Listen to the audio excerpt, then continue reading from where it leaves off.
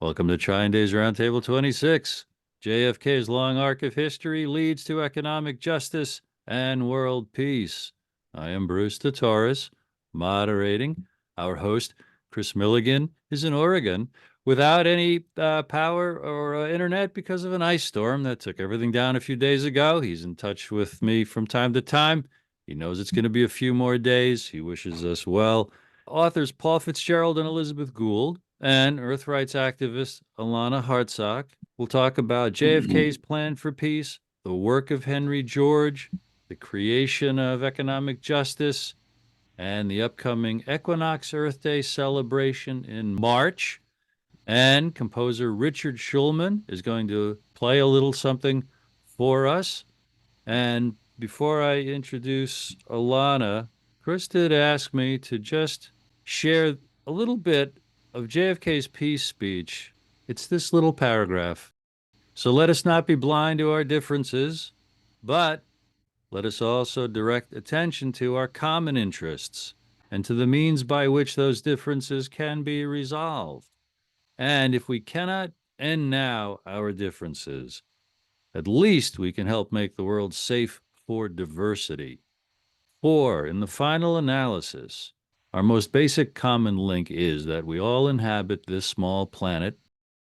We all breathe the same air.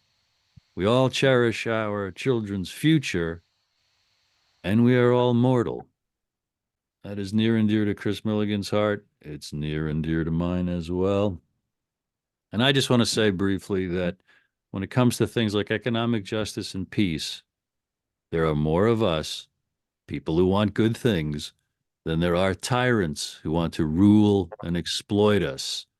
And that's why these roundtables are important. We must become convinced before we have the courage to talk about and work for the things that we want. And with that, I pass the baton to Earth rights activist Alanna Hartsok. Hi, thank you, Bruce, and welcome everyone. Hey, I'm really delighted to see Richard sitting there at his piano ready to go. Yeah. I've played piano since I was a teenager, but I've recently enrolled in something called Ridley Academy, which promises to launch it to a whole nother level of piano playing. So this is going to be a lot of fun for the roundtable today.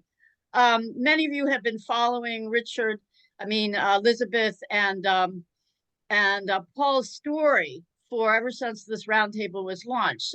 So you know about their involvement as journalists in Afghanistan and what they have learned about the lies of U.S. foreign policy. You know about all the dots they've been connecting and about the importance of the JFK peace speech. That part of it Bruce just read and referred to. And then within the past year only, as they came across Henry George Economics of Peace, they have become very inspired and gung-ho, and that has led to our very strong working relationship. Now, there are also, Liz is on our ad hoc organizing group for Equinox Earth Day, March 19th. This was the original Earth Day inspired by John McConnell, proclaimed by the city of San Francisco and elsewhere. And strongly embedded was the economics of peace, which is Georgist economics. McConnell understood both the land problem, the taxation finance issues, and the money problem. So he had it all together. However, the groups that have been bringing forward the ringing of the peace bell at the United Nations for the last many decades have never brought forth the economics of peace. And this we're doing this year. So we're gathering endorsements for the Economics of Peace Earth Day, March 19th. And most important, we're encouraging everybody to do some kind of event, even if it's just a dinner party with a few friends at your house to talk about this Earth rights, which is two meanings, really. It's the environmental issues of protection and care of the Earth, but is the economic justice issue of the rights to the Earth's land and resources as a birthright. And this is the piece that Henry George brought in. It's really something that goes back thousands of years as a perennial wisdom teaching about how to have a just and fair and functional society. We have to fairly share the earth. So for those of you who have maybe not yet done so, we really invite you to put your name on the endorsements list. You can enter it in chat, get in touch with Elizabeth or myself and say you want to be on the list. Or most importantly, please think about an event. We're only about 2 months out. We're having a full day seminar at the Henry George School in New York City. It's going to be a lot of fun. Bruce is going to moderate the afternoon. Liz and I are talking on economics of peace. We may figure out how to play Richard's some portion of his new compositions on Equinox and lots of other things. So this will be a great day, March 19th in New York City. But these should be happening worldwide. We have with the executive members of our International Union for Land Value Tax, we have events planned in Colombia and Venezuela and Costa Rica and India, Philippines, Nigeria, and more countries to come. So let's envision 1,000 events launching 1,000 real life implementation projects for shifting this tax base off of the onerous and odious taxes on labor and production and onto the land and natural resource as a shared wealth. The land value tax shifts the tax base onto the unearned income that accrues to those who do no more than own a disproportionate amount of the land and resources. And this is a way we balance the individual incentives and initiatives and creativity with our common basic societal needs. It's a brilliant, out of the box, beyond right and left, very practical solution to solve our problems. And consider what your problems are, please, locally where you live. I live back home in a small town in Pennsylvania. There was really never visible homelessness. There is homelessness here now. There is sky high and growing affordable housing. I moved from San Francisco Bay Area back home primarily for affordable housing, also to be with family members. That wasn't too bad either. But listen, folks, the affordable housing and homeless issue is a catastrophe. We know how to solve it, but it's not going to happen unless people like us step by step do something. So please, my plea is to motivate each of you on the call to start saying what you're going to do on March 19th, where you live for Equinox Earth Day. Then when we meet again as TrineDay Roundtable for this, everybody's going to have an exciting report to say what they're doing. That's my plea and my prayer. So with that, unless Bruce or anybody else wants to, Bruce is moderating this, but I'm ready to go on to Richard's performance. Yes, and Richard's going to describe what he's going to do. Okay. Hi, everyone. Hello. Hi. This is a process which I ask for the music for the highest good for us who are gathered here, and all that we are connected with, and for peace and harmony and all good things for each one of us and all of us. Let's see what the inspiration provides.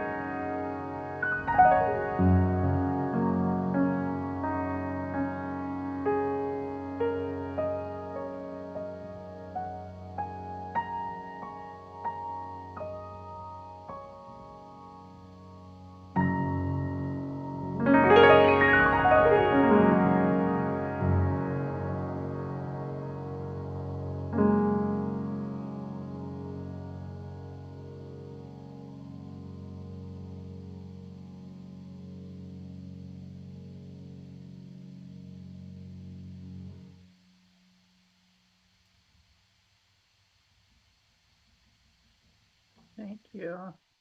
Thank you. Bravo, Richard. Yeah. Thank you so much. Some of us have been listening to your Camelot CD, Richard, and just so much enjoying it. So of course we're looking forward to your new Equinox composition as well. But that was it actually came through pretty well in this Zoom format. Did you all think so? Thought the tone was pretty good. Lovely though, really Beautiful. lovely.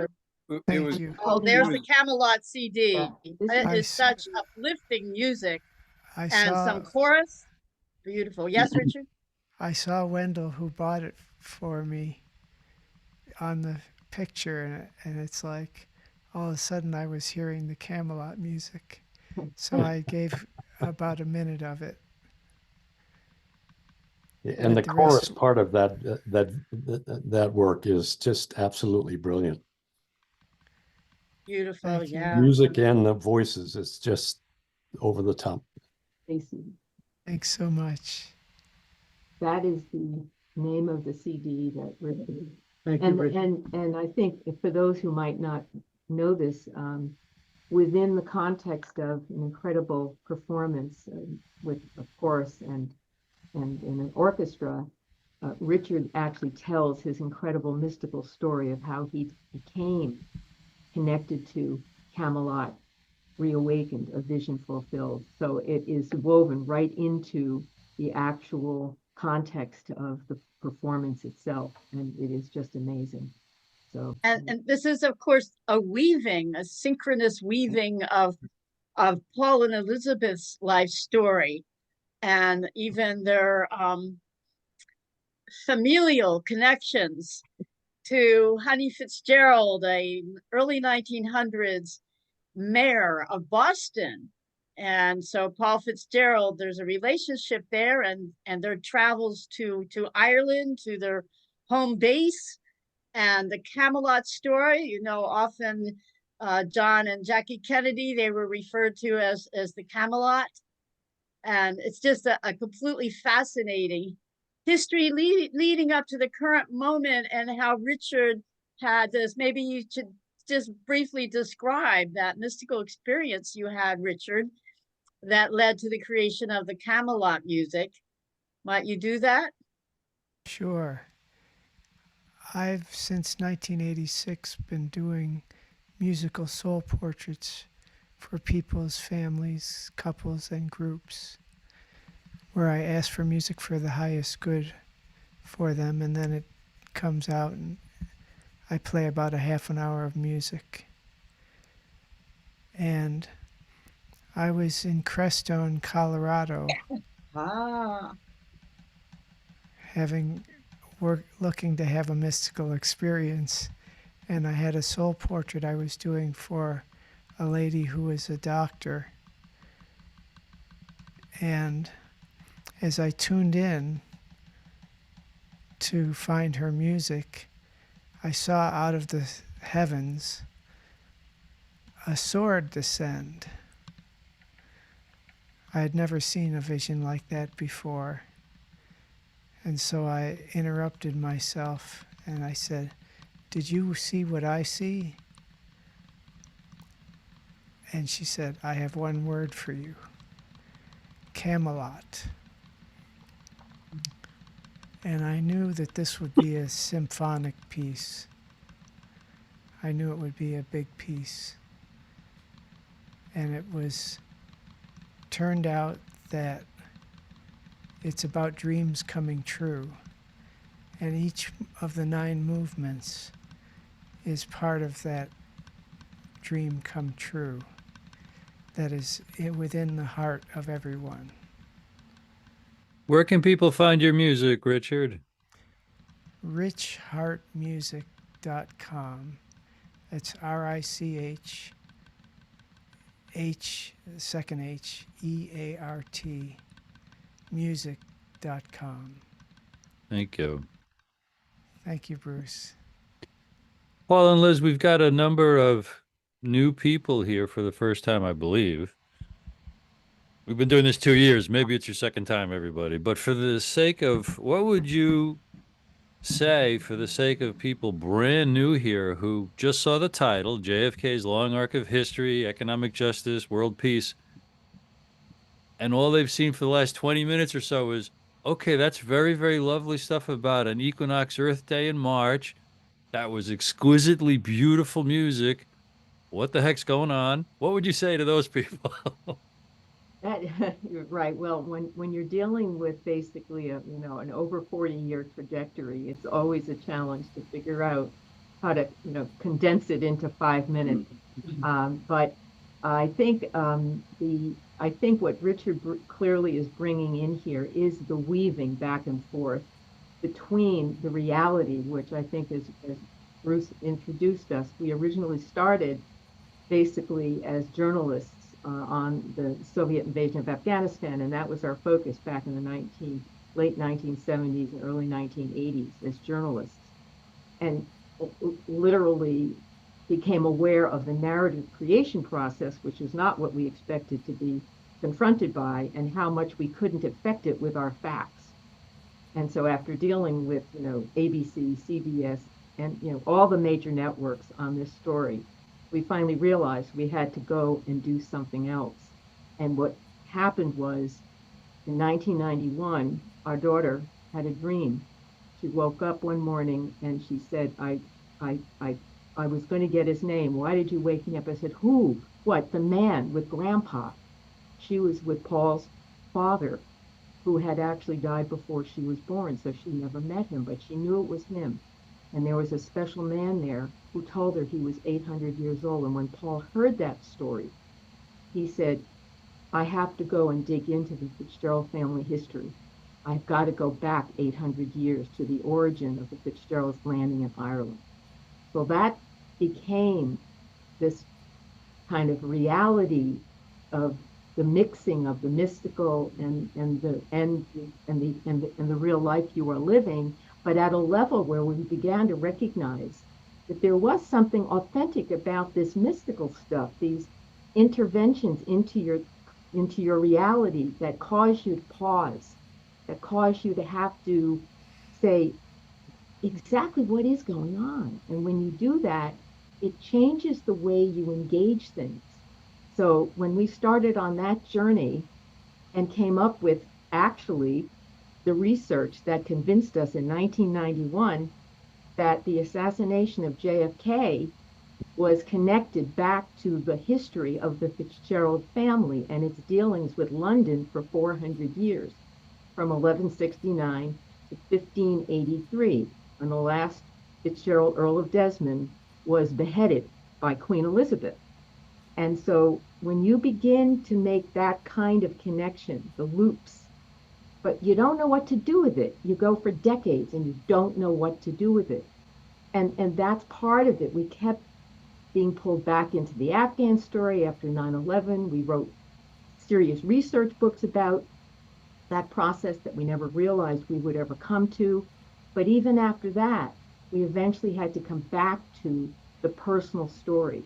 And that was when we began to sit down and write the memoir, which really helped us work through all this weaving back and forth. And we ended up coming to Chris, our publisher, who decided that he wanted to start these roundtables because he wanted to continue this dialogue, this back and forth dialogue connected to the Fitzgerald legacy specifically.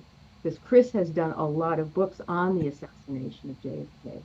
And this was a part of it that he realized needed to be brought forth, this very deep, deep history and the actual interaction of the Fitzgeralds with this legacy and what happened when JFK arrived, clearly embodying it, clearly presenting the world with the most powerful opportunity to really activate peace. And of course, he was taken from us. So this is all part of this weaving back and forth that we've been going through.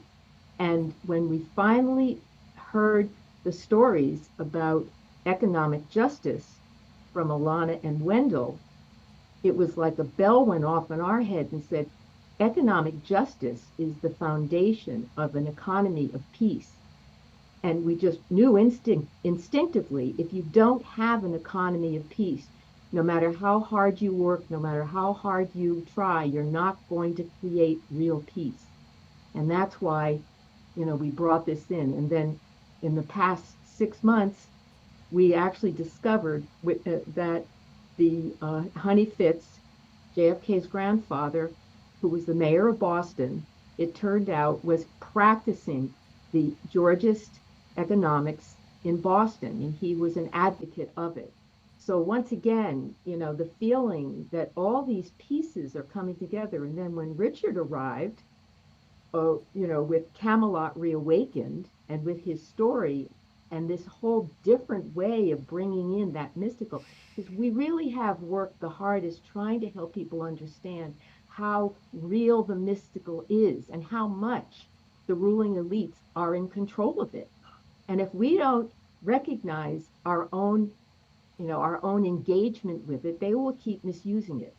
And Do the you only think do you think that you've put enough on the table to let everyone unmute and let's have a nice, freedom reign here and everyone ask what they want to ask and flesh out what they want to flesh out and where we want to go with this? And I I can go want to, on and on, I can tell you that. yeah.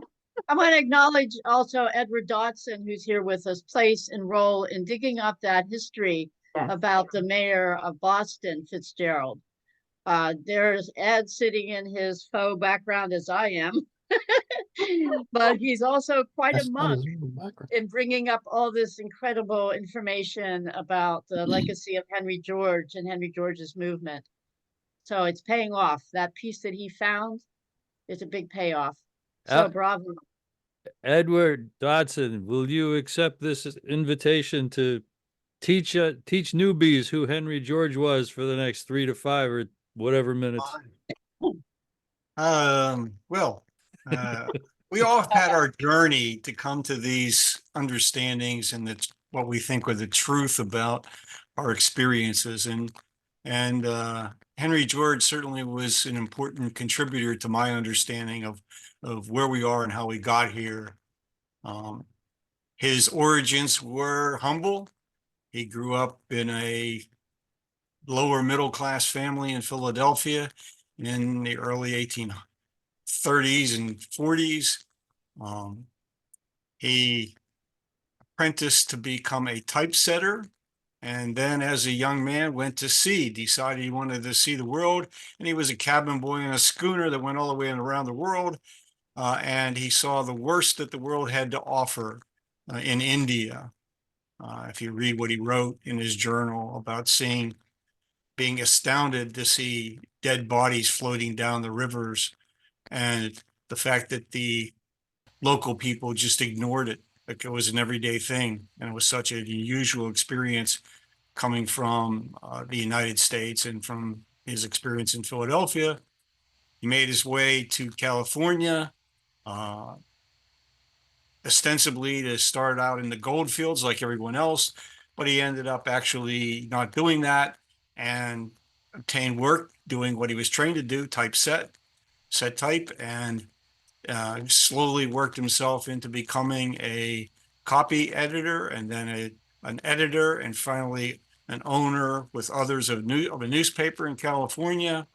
That got him to look at all the big issues, including the big question to him: how did it happen that California, when I first got here, was a place where everyone had an opportunity to find work at a decent wage?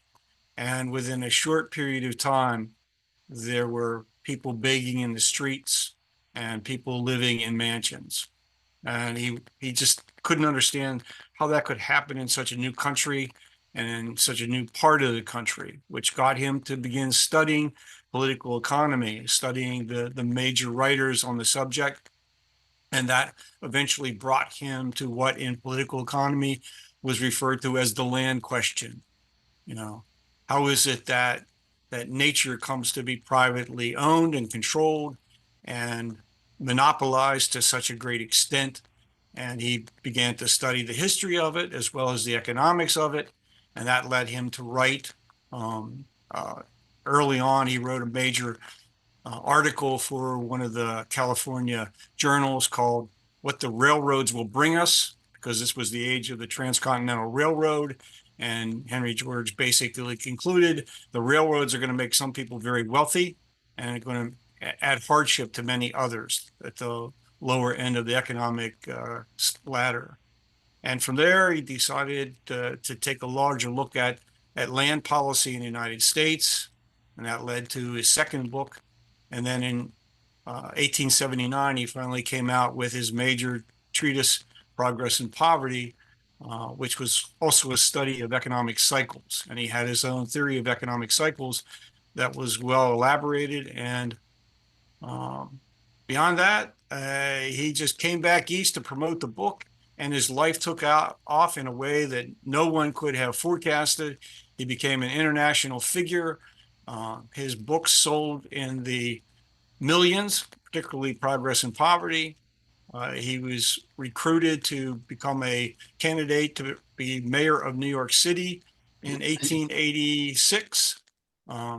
He ran well, came in second behind the Tammany Hall candidate, but he bested Theodore Roosevelt in that campaign for mayor. And between 1886 and 1897, he basically traveled the world trying to convey to people the truth of what his analysis had provided.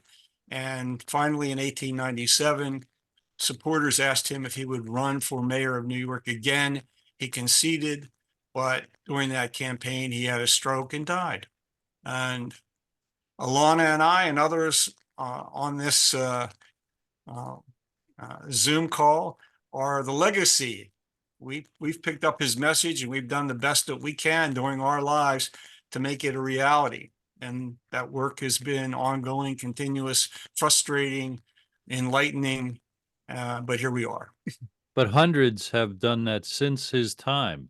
You teach at a school, the Henry George School of, it's not Social economics. science. Right. So what succinctly are the major three or four or five pillars of his economics? And is it true that they have been implemented in many, many local and even bigger communities? And my impression is they always cause prosperity. What do you say to all that, Ed? Well, let me answer the first part of your question, and then I will defer to Josh Vincent, who's who's in attendance here, to answer the second one. Yeah, I mean, there were in every country by the turn of the 20th century, there were groups of people who were working for this same cause. And there were successes and failures in many countries. There were successes that didn't last. And the world was changing, as you can all remember. At the turn of the 20th century, there was a major political conflict between those who advocated freedom from restriction from government, the free market system, laissez-faire, and those who recognized there were problems with laissez-faire as it was practiced and were gravitated towards socialism and Marxism. And so the people who were trying to do what we're doing were caught up trying to convince the left and the right, as Alanna mentioned, that this is the solution.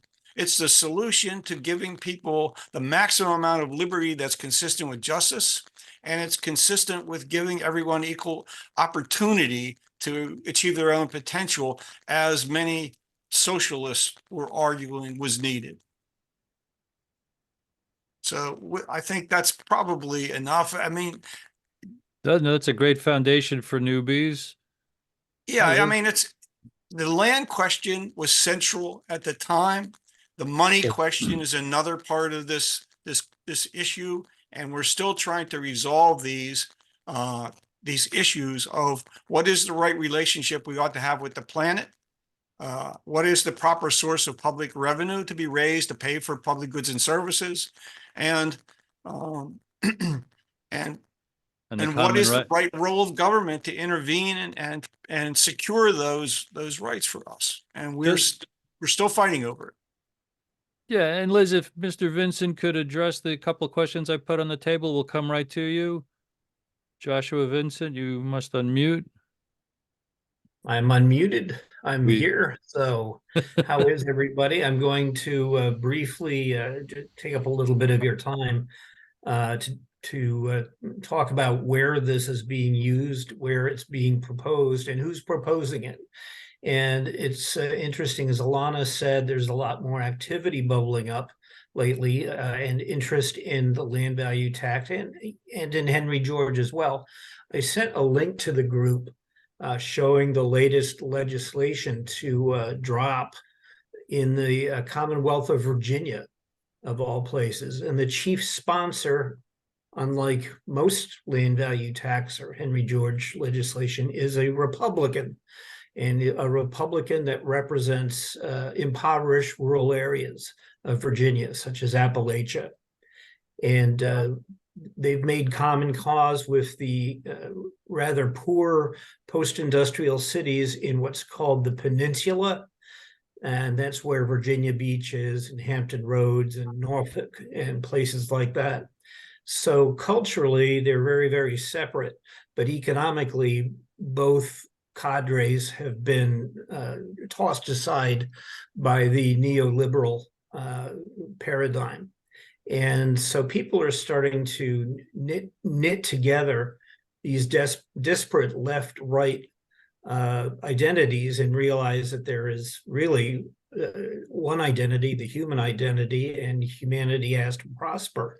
And as Alanna also mentioned, the city of Detroit is working hard to get this enacted, and they're being opposed by what we call, or I call, the usual suspects. In other words, absentee property owners, people that have gotten rich off of pollution and in wrecking the earth. It's interesting that scrapyard owners have so much influence in Detroit, but they do. And people are worried, what happens to the poor scrapyard owner? And it's an absurd question, but it's part of the discussion. Joshua, could you yeah. insert right here, just for the curiosity of those who might be brand new, and this is already overwhelming, the basic 1, 2, 3, or 4 very specific planks or policies of Henry George's economics that cause these great things, and then continue with your narrative. Okay, very simply, I'll do the sort of escalator speech. We have a tax system that's upside down and destructive. We believe that the best way to fix that is to stop taxing people's paychecks, stop taxing commerce, and most especially don't tax production. And production can mean having your own spinning wheel and selling scarves, at the craft fair. And it can mean running a tractor factory. And so what we want to do is change the tax system. And one way to do that is change the property tax. And we do that by eliminating the tax or reducing the tax on the buildings, the value of buildings, and instead concentrating revenue onto land value, because land value is the only thing on God's green earth that nobody created on their own. The community did, or nature provided us with land value. It doesn't belong to any one particular cohort, and therefore it belongs to everybody. And to Americans who hear communism and socialism, when you say that, can you describe how that is consistent with private property and all the freedoms that are traditional to that American knee-jerk mindset? It's good that we have this sort of nihilistic oppositional attitude towards taxes in this country and around the world. What we're proposing, and if you listen, is to eliminate taxes on things that make people wealthy, on things that permit people to buy food in a city where the food may be grown somewhere else. And that is definitely not communism. If you earn something or make something, you deserve to keep the fruits of your labor. But collectively, the community creates so much value that we ought to stop concentrating on where we can find cash from people and instead replace traditional taxes with community created land values. And our job, and it's a tough one, as many of my friends will attest, it's a tough job to separate the kind of income and economic rent that is private and that which is public. But there is one public, we believe, I don't mean to wag my finger, but there's really only one way to fairly share and spread wealth, and that's through the wealth that we all own as human beings on the planet and Josh, the creatures on the planet. Could I ask you to pause what else you might Sure. have be and go back to you, Liz, because you raised your hand before. Many of the things I wanted to say, Joshua and Ed covered to some degree, because my point when I first connected to the Georgist idea was my realization about the idea of world peace, that we were so committed to trying to activate JFK's world peace plan. And it never dawned on me that part of the problem we were suffering from is the fact that we actually have a war economy. So you can't just turn that off. You can't just create peace when so much of the economy is literally invested in the machinery of war, the mentality of war. Okay. And now we know we're in endless war. So we're really up against a challenge. Yeah. And when I also understood that Henry George, basically, his ideas were so straightforward that many average Americans in the 19th century reading that big, thick book, and people all over the world got it. And they knew it was a solution. And it was particularly appealing, obviously, to a lot of Americans. You're so right. The idea of private ownership is very much, an American idea. And the idea of that being taken away, there are many people in this country who think that Medicare is socialism. So we're dealing with a mentality that really needs to be factored in. So that was one of the things I was truly excited about. I said, this is an American economist who came up with an idea for Americans that's perfect. Okay. Well, I just wanted to say that before we started, Tom Greco said that he wanted to say something. He wanted to make an assertion. He said, he's bringing the money question in big time. Mr. Greco. Well, he's unmuting. May I insert real quick that this issue of private property, right now, private property and land is owned by a very few, and the many are having a harder and harder time acquiring private property, i.e. home ownership. And so this is really a way to have private property for all. If private property is a good thing, why not have an incentive system that enables more people to have a little place to live? That's their space, their special space. You can talk to the right on private property for all. You can talk to the left on land reform. Thank you. We need to do the languaging that works. There's Tom. Okay, well, I'd like to start off by giving a little bit of history of my involvement with the Georgist movement. And early in the 1980s, well, actually, I got involved with the School of Living around 1979. And Mildred Loomis and I boarded a Greyhound bus, I think it was in 1982, to journey to San Francisco to attend Alanna's Economics of Peace conference. Along the way, we stopped and met several interesting contacts that Mildred had made over the years. And I was very much impressed with the Georgist philosophy and the Georgist approach to land value taxation. while I was involved with the School of Living, which spanned a period of about 12 years, I got on the board after a while, and I was president of it for about 6 or 7 years, and co-edited the Green Revolution for a few years as well. But during that time, I got very much concerned about the money problem. And so it's been my mission in life for the last almost 45 years now to articulate what I've learned about the money problem and to find and develop solutions to it. I've dug in very deep into the past literature and history and findings about alternative approaches to money. And, I've written 4 books on the subject, and I'm revising the last one called The End of Money and the Future of Civilization, and publishing that chapter by chapter online, where it's freely available for people to download. The assertion that I want to make is one that is probably going to be taken as a real downer, because the assertion is this: there will be no peace and no justice so long as the people remain in thrall to the global interest-based debt money system. We're talking about monopolies in land. There's also monopoly in money.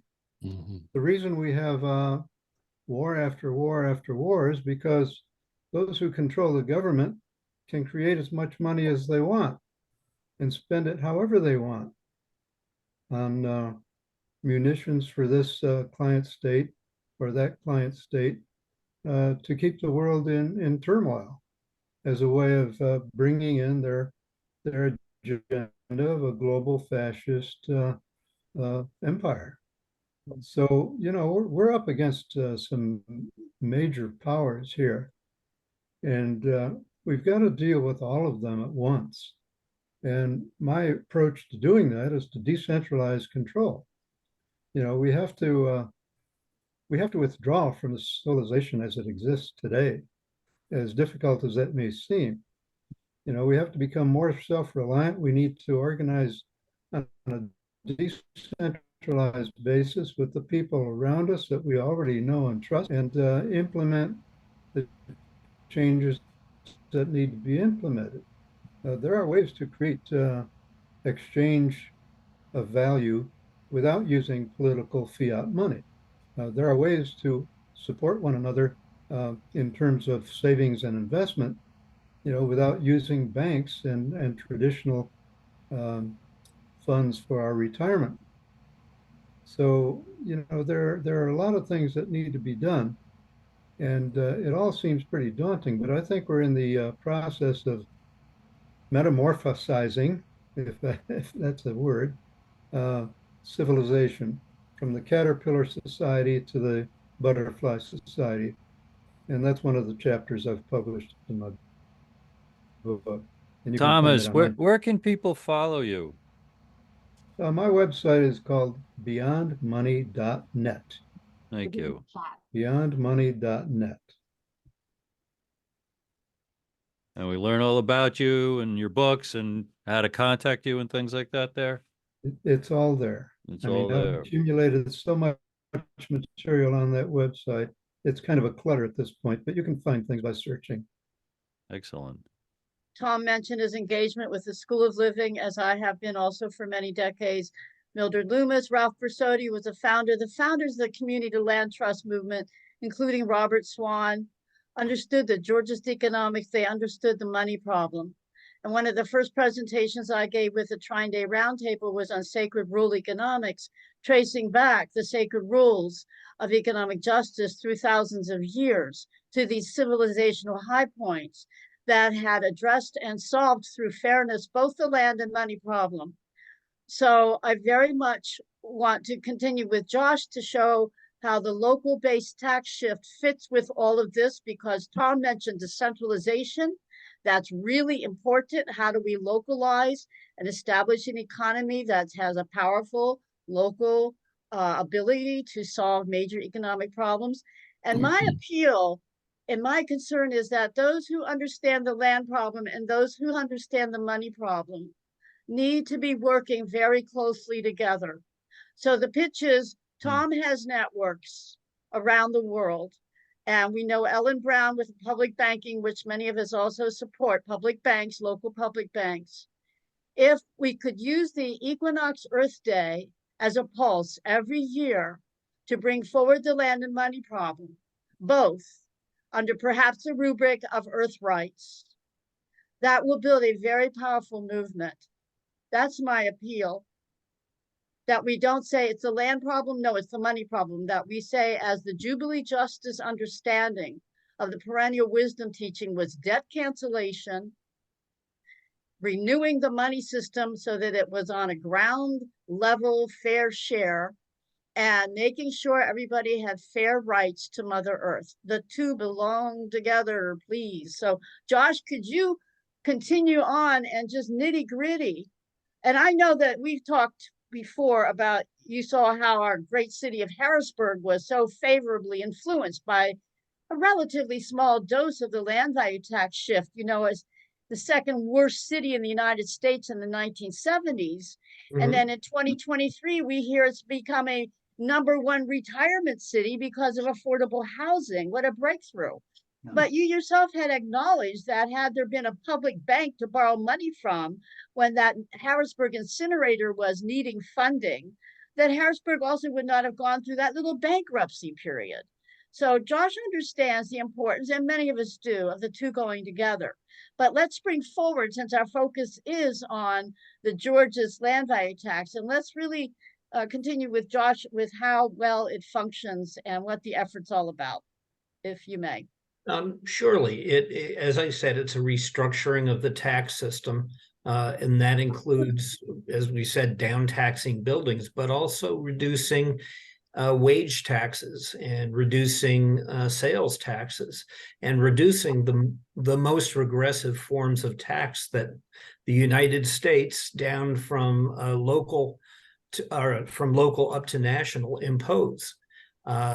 The go-to tax policy in our country and all around the world is to tax regular people first, and people that own the great commons or have absconded with the great commons are asked to pitch in almost nothing at all. And when you talk about our cities that are in trouble, they're in trouble because, in my mind's eye, it's not because industry has shrivelled up and left, it's just gone somewhere else. And the problem is that people don't control their own city, their own planet, their own state. And in Harrisburg, the land value tax was brought in out of any sense of where's the justice, but why do all these holding companies in London and Texas own Harrisburg? Why don't we, the people, own Harrisburg?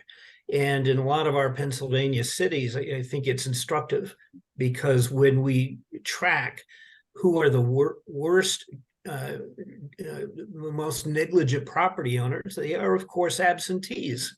And absentee landlords, slum landlords, and land speculators have a direct effect on people that own their own homes in their own neighborhoods. All the decay takes away value. And so by switching the tax system at the local or even at the state level, we can reverse that and put the onus of paying for services and paying for the government that we do need is having people that aren't contributing anything contribute. And that's really as simple as it is. And so if we can get LTV Holdings in Texas, who own a lot of land in Aliquippa, Pennsylvania, and none of you know what Aliquippa is, but Aliquippa was beat down for 10 years after this holding company bought the steel mill that was left, knocked it down. And of course, when you knock down the big tax rateable in a city, the tax bill goes to people who have just been fired from their jobs, and it goes to poor people. And they have to assume paying the taxes, as opposed to people owning that which is really valuable, which is the economic worth of land.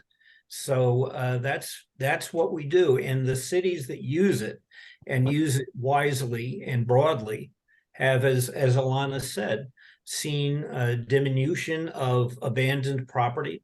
And more importantly, I think we would all agree, an expansion of local commerce. We love commerce. We're not commies. We're not commie rats, because we love people making money, opening a barber shop, putting an addition on their own home. That's a real free market, and that's what we are directly trying to support.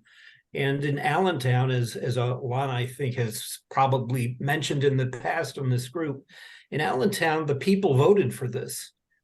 They voted for the land value tax. And the ironic thing is that the people that paid more, they voted by the same ratio in favor of the land value tax. They were their brother's keeper in the sense that they knew that if Allentown continued to slide, then the only people left would be the people that paid more in the beginning. So it's interesting that enlightened self-interest persuaded people to vote. They had to be educated a little bit. Yeah, education is key. That's why we have Ed, and that's why we have Alanna, and that's why we have Wendell, and that's why we have Mr. Greco, because education is key. It's easy enough for me to go into a town and run the numbers, but getting the word out is what really counts. And I've taken enough of your time, so Actually, I'm hoping that you might just connect a few more dots on this issue of affordable housing. You've mentioned how this stimulates and helps local small businesses and so on. But before doing that, I have a little anecdote, because you mentioned the town nobody's heard of Aliquippa. Aliquippa was a Seneca queen. And as a young woman, she sat in the circle with William Penn, the founder of Pennsylvania, based on Quaker principles, freedom of religion, and all this good thing. She sat under the tree of peace with William Penn in Philadelphia. So a little anecdote about Aliquippa. I wrote a poem about her. So Josh, can you fill us in on really this affordable housing and how we get affordable housing with the local tax shift? Affordable housing means modest housing, modest neighborhoods. It doesn't mean mansions, and it certainly doesn't mean housing projects like Cabrini Green in Chicago. Those are, that's welfare. What we want people to do is own their own neighborhoods and own their own buildings and improve the neighborhood and the building, or the other way around, improve their buildings and thereby improving the neighborhoods and creating a wealth loop that stays within the community, as opposed to depending upon outsiders for crumbs, or depending on outsiders to speculate and put up, pardon my language, crappy places that cost too much. And you know, I'm pretty much, as Ed is, based in Philadelphia, and that city has seen mass abandonment of neighborhoods and buildings, and the only growth has come from corporate investment, and they're overcharging, of course, for real estate. Under the land value tax, people save on their taxes, and that's really, I think, an important thing. Now, if an office building saves, fine. An office building employs hundreds of people, and it provides a business shelter for hundreds of people. We're not against big building owners, but what we are against is a parasitic economy, a rentier economy. And that has happened in these Pennsylvania cities, and in places like Australia, where it's at the state level land value tax. They're trying to bring down the cost of housing directly by taxing land values in place of other taxes. So thank you, and I'll hand it back. I'd like to make a comment, okay? Everything that you're saying is obviously more than powerful and necessary for people to know these fundamentals. They've been out there for a long time, but we all know that our original crisis was when we dragged in all these truths about Afghanistan and the Soviet invasion and discovered the mainstream media didn't care and they had their narrative. Well, you've got to look at this land value problem with the same kind of understanding. We have to figure out how to break through the mainstream stranglehold. Okay, right now that mainstream is totally controlled clearly by huge corporate interest. We know that a lot of it is invested in war. So the very thing that we're talking about building an economy of peace, which the average person wants, once they understand it, they don't understand why we can't seem to get it. And there are real reasons, and we've got to add that to our thinking. How do we break through? How do we get to, for instance, Alanna, that woman who did the report on CNN, Daryl Fairweather, was she the one? Okay. CBS, Right, I right, think. CBS, okay. You know, we've got to get through to her. She did a very good little report, 5-minute report on a mainstream. She's from Business Insider. Obviously, she's an accepted authority who could talk about land value taxes and why it was an important thing. But how far is she going to go? And when is the interest going to, you know, come in to undermine it? So these are all the challenges. You better go deal with them. These, I forgot to turn it off. These are all things that I think we have to put that in our thinking, okay? Joshua, what you've said, I mean, I think we can take a lot of things you said and a lot of things you said, Ed, and a lot of things you said, Tom, and we can put them into, you know, in a line. But, you know, it's getting them out in that line so that people can grasp it. But they also have to understand why this obvious solution constantly gets undermined. And I think neoliberal economics, you know, people need to know the history of its origin and what it was created to do, which clearly was to destroy the obvious power of the Georgist movement in the late 19th century. Before anybody replies to Liz, I want to give William a chance to ask your question. Thank you for patiently waiting with your iconic hand raised. With that comment, I lower my hand. And I listen intently. So it's an extremely interesting conversation. I'm sure many of you are familiar with the writings of Michael Hudson about the money and debt and the rentier economy. I know, Tom, it's very parallel track to what, Tom, your work has been for so many years. I'd like to just kind of interject here at a different level, if I may. And I look at the whole matter, it kind of taking off from where Tom left this matter of the money. And money is so much a symbol of the ego, possession, hoarding, immunity even for people. And yet it's an absolutely abstract quantity that can be reinvented in many different ways. And that's part of what this discussion about taxation is. But I think that the real issue culturally is one about the human being falling down to actually thinking that money and the masses of money have a fundamentally great value. And I look at a traditional culture like India, where the wealthiest of people, kings and moguls and so on, and they came to a certain point in their life and they realized the emptiness of it all, and they basically abandoned, renounced their wealth and their name, burned their clothes, and went into the forest, the famous fourth ashrama forest stage of India. And that was a way of saying all that in comparison to what the truth and reality is nothing. And I think that we need, the real event in our culture is going to be to realize something about the vanity and futility of money. I published a book called Fathomless Heart, the spiritual and philosophical reflections of an English poet named Lewis Thompson, a genius.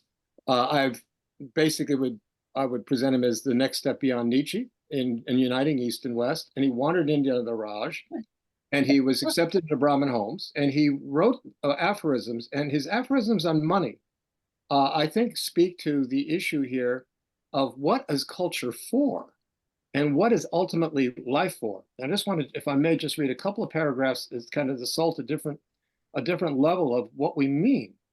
by what life is about. And he wrote in the meaning of this life is, he said, man is more than animal. Everything anyway really comes from God. Only men, out of greed, meanness, incapacity for life, buy and sell, hoard and divide. The meaning of this life is in eternity. There really is only eternal life. All that we cling to that is not this eternity is dust and death. Who would burden himself with the load of earth? Who would bury his body before its time in unnecessary trappings and possessions? The spirit is as free as the mind. The angels, who have no possessions of any kind, who are entirely devoted to the praise and service of God, have wings instead of houses. The snail and tortoise that carry their houses with them are slow and sluggish. The free and magnificent eagle has only a few sticks on the top of a rock. The Son of Man had not where to lay his head. Money, divorced from what it really represents, labor and patient processes, the slow growth of plants and minerals, has a facility of magic, a false power, a demonic temptation, something anti-religious, perfect instrument for the unregenerate ego. Everything, I'll conclude just a couple more sentences. Everything you can think of is more real than money. To make it a measure of anything, even of abundance. At present, it is the measure of dearth applied to everything, is the most bestial idolatry, a worship of abstraction and death. Gold in itself, not used as the symbol of his power, generosity, and brilliance, is only a shadow of the sun. Thus we have wealth instead of generosity, restraint instead of power, measurement instead of expansive brilliance. Was that your book, William? That's Fathomless Heart by Lewis Thompson. Okay. This great genius. And I come from that world. I live next to a sanctuary, spiritual sanctuary of 1,100 acres. This is sacred land that can't be rented. It has to be maintained because it's imbued with divine power for an eternity, for a long. But that is a land where people go to sacrifice and yield, not to own and possess. I also mentioned to you Love's Body by Norman O'Brown, which is one of the great meditations. All his writings were, but certainly that. Just the idea of hanging on, holding on, rather than being involved in an expansive process with the total cosmos, high and low, in sacrifice, yield, pleasure, which is in this value somehow gets inserted into the body politic as vision. Unless some idea of greater enjoyment, greater and abundant life enters into it, you'll have people watching the movie Wall Street and looking at the character Greco in there, and a good part of the audience went home and said, "How can I be like that guy?" William, where can people follow you, sir? That's Gecko, not Greco. Yeah, Gecko, exactly. Where can one learn more of where do you post? Where can people learn about you, please? I'm not posting what I think Liz and Paul have invited me, and Marty invited me because I'm starting a new college in Northern California, and that's where you'll be seeing my work come out of. Otherwise, I publish Dharma Cafe, DHAR, Dharma Cafe books, and that's where you'll find this book. Is that the URL, Dharma Cafe Books? Yes, you'll find it, Dharma Cafe. Go to dharmacafe.com. You'll find some of my writings there, and the books are up there on the website right at the top. And if I wanted to invite you on a show to interview you, is that where I'd learn how to contact you? Or I got your email because you have an RSVP here. I'm gonna hunt you down, William. I'm hunting you down. Well, I have his number. I have his number. I look forward to being hunted. Thank you. Thank you. Hey, Marty. Speaking of abundance, by the way, I have a sparrow. I'm in my office, and off my deck, I have many bird feeders. I have a sparrow who wasn't quite getting enough, and he learned a trick yesterday to fly into the window with his chest and bang the chest. At first, I thought it was a mistake. The third one, I realized he was saying, "Hey, I'd like something a little bit more." I think a culture like that, I think a little bit more of that kind of humor and play between us all is this grinding insanity of the global insanity and this absolute and unbelievable hypnotism everybody's under to think that we're impotent and unable to make these changes is just nuts. We can do it as a collective. I think, Amen. Tom, I've always felt you were very much of that mind. This is actually, these things snap right off. And I would just like to insert in the Henry George conversation, which I think is brilliant, a distinction between sacred and secular properties. I think Nice. sacred properties do need to be set aside and protected for various reasons. And maybe I missed the point there, but I'll leave it at that. Alanna, can we invite Marty to reply first? Sure, sure. Hi, Marty. It's just very exciting. I just always feel honored to be part of this with Liz and Paul. We go so far back. For me, it's so interesting because, bringing Richard in, it's like I would just describe it so we're all in the unified field.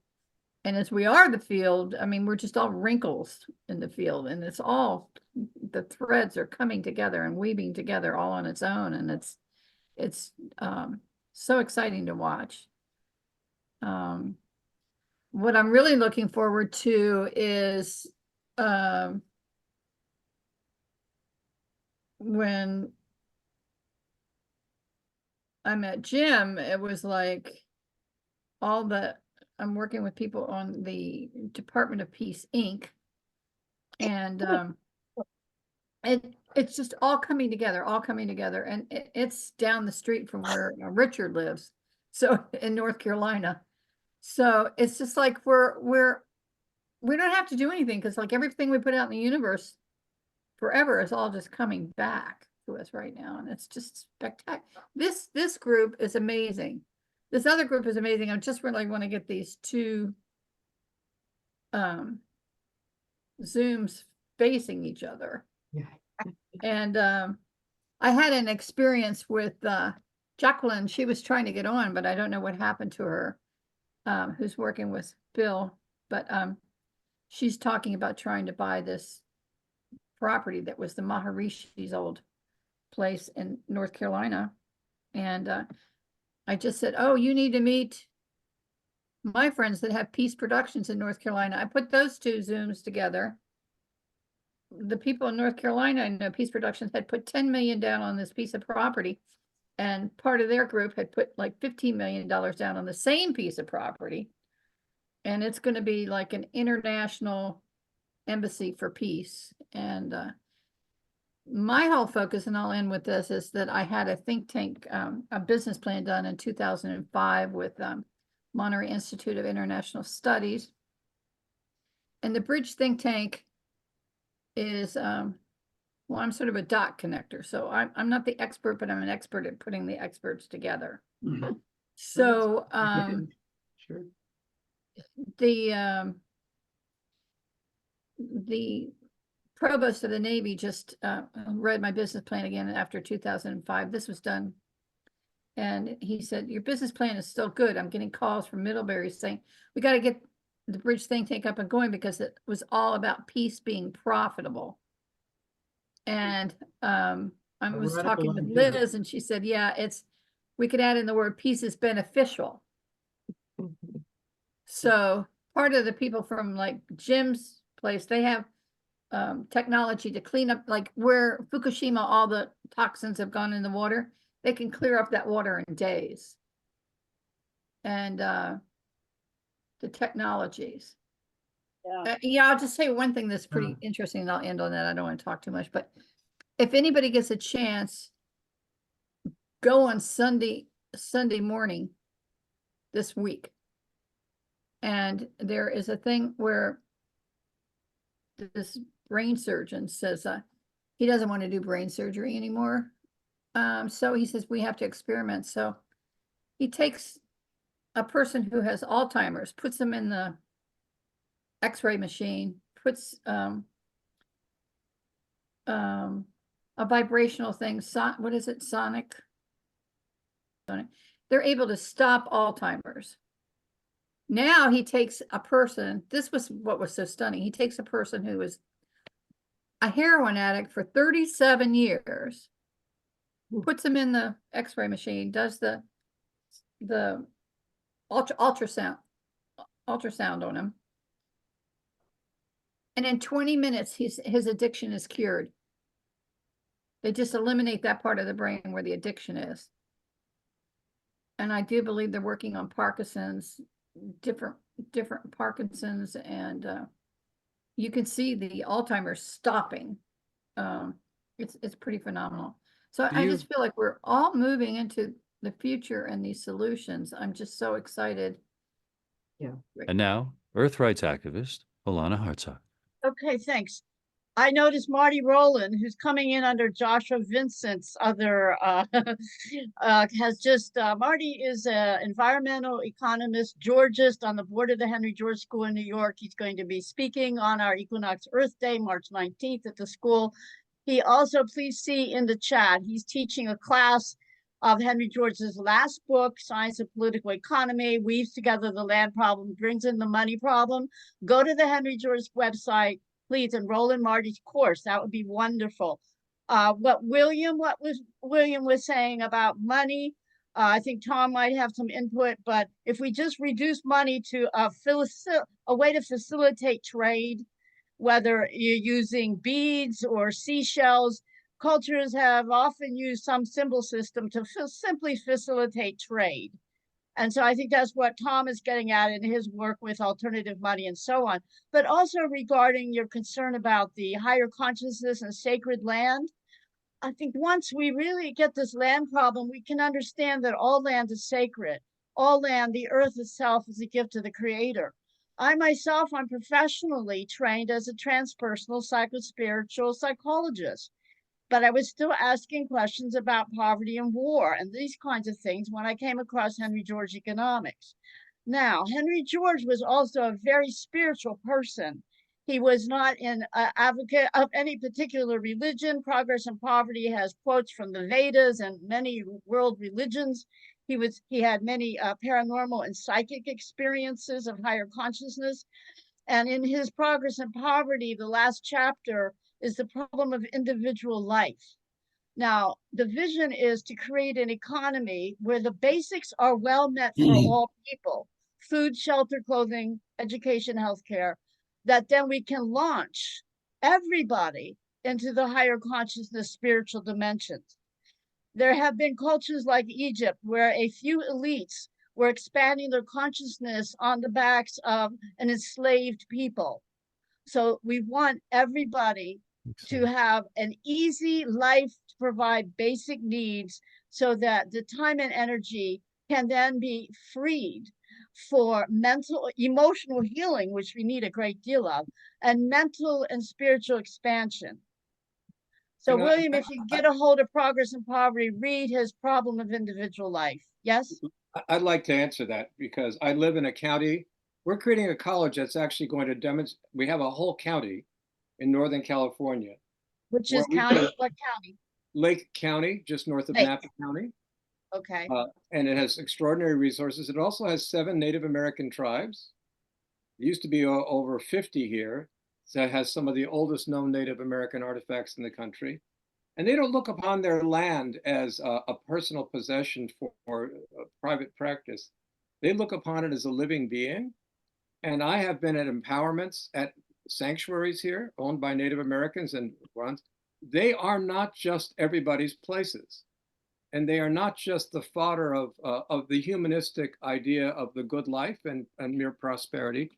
They're actually served in a unique kind of way. And they have an numinosity to them that is lost if casually engaged by others. So this is a challenge to the kind of individualistic vision of human life that is actually quite alien to culture. Obviously, throughout human history, elites have acquired land and for specious reasons and given it a label of sacred, but not for these Native Americans. No. And not from me. The land I come to here is so holy and imbued that I myself check myself before I take a step on there. This is this engagement of the sacred and the secular without the trappings of greed, ownership, and exploitation is one I would love to see engaged at my college when it comes up with the Henry George people. We've had lecturers there. Our third lecturer was my friend Ellen Brown. So I'm deeply deeply committed to this issue. William, And love to My experiment. good friend as well. thank you. And I'm your good friend because this is our 3-minute warning before ending. And it's time for me to go around the horn of our panelists and give you another minute, Alanna. And then then Paul and Liz, and then I'll just wrap it up. So Alanna, your closing final benediction. That we really must bring together the spiritual perceptions and understandings with the nitty-gritty of economic justice and economics of peace, down to the ground. Amen. That's it. Amen. Paul Fitzgerald and Elizabeth Gould.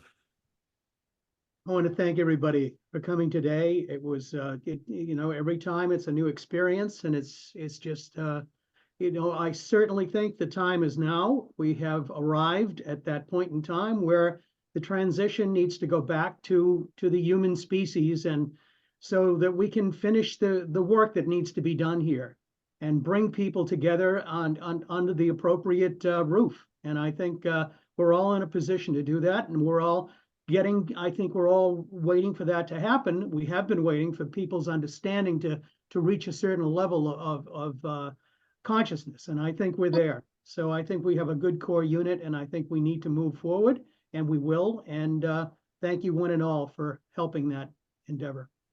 And I want to remind everybody that March 19th is the first action point of everything that we've been working for through this whole process. So we want to really get more and more people to recognize this opportunity as a way to recognize the weaving back and forth of that spiritual and the reality, that the landing into the reality. And as I said, world peace sounds great. Economic justice has to come first, though. And that's what we're here to help people recognize. And March 19th is a good place to really announce it to the world.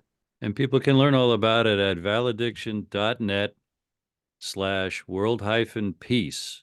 Valediction.net/world-peace. In the top paragraph or two, there's a link to information about the March event.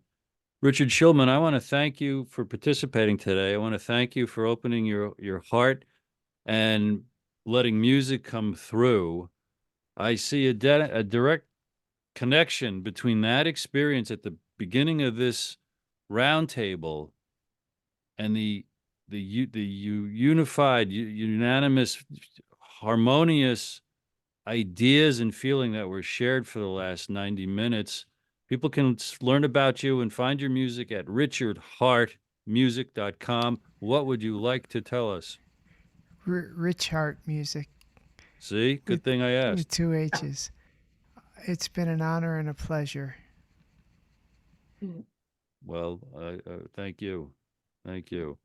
And on behalf of Chris Milligan, publisher at TrineDay, over 180 books over the last 20 years, books that challenge official history.